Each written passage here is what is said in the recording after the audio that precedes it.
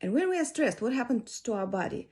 Well, we become more tense. We need more energy in order to cope with everyday things. Yeah, maybe even to take a tram ride, we need a little bit more energy than in our normal life. Let's say for 20 years we've been walking the same street, taking the same tram, and so on. That's already easy for the mind, for the body. But if we come to a new place and we have to figure things out, we have to be more alert. We have to be more tense in order to solve things. And guess what happens? We become more exhausted. Yeah, our mind becomes exhausted, our body becomes exhausted, and our mood goes down.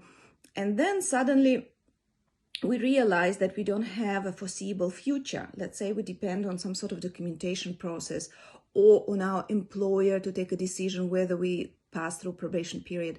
So our capacity to deal with difficulties lessens.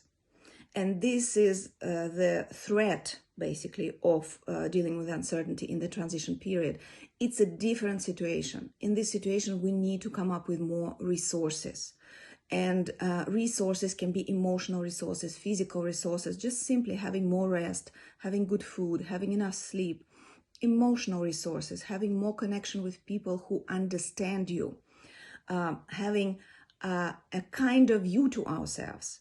That helps us a lot with instead of judging, instead of criticizing, instead of putting high expectations on ourselves, we can be just kind to ourselves. Yeah, we can be just looking at ourselves and facing the reality. You don't have as much energy as before, and you can take a rest, extra rest, afternoon sleep, let's say.